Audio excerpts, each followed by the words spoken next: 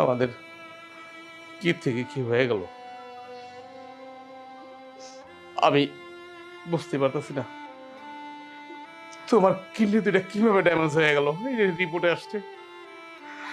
Doctor যখন রিপোর্টটা আমার হাতে দিছে মনে হলো আমার আসমানটা ভেঙে পড়ছে আমার হাত। তুমি তুমি তো সবসময় কি করবো আমি বুঝতে, তুমি তো মাঝখানে আমার প্রায় প্রায় ঘুমিয়ে করে বলতো আমার পেটে ব্যথা করতেছে, আমার এই পাশে ব্যথা করতেছে, আমার এই পাশে ব্যথা করতেছে। আমি বলছি শুয়ে থাকো শুয়ে থাকো। সমস্ত দোষ আবার আবার তুমি এসব কি বলতেছো? এখানে তোমার কোনো দোষ নেই, সবই আমার কপালের দোষ। নাহলে কি আজকে আমাদের এই অবস্থা হয়?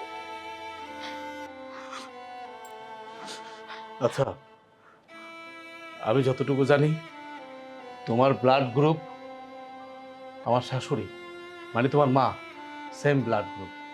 তার থেকে একটা গিয়ে বলো না কিডনি চাইলে তো দিয়ে দিবে আমাদের। তুমি একটা কিডনি দিয়ে তো অ্যাটলিস্ট বাঁচতে পারবা।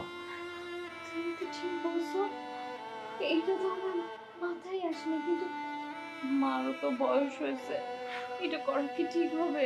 আহা, তাতে কি হইছে? তুমি তার সন্তান না? সন্তান তো। তুমি আর দেরি করো না। আচ্ছা, আমি তোমার সাথে যাই, চলো। না, কালকে থেকে তুমি যেই দৌড়াদৌড়ি করতেছো, তোমারও শরীর খারাপ হয়ে যাবে পরে।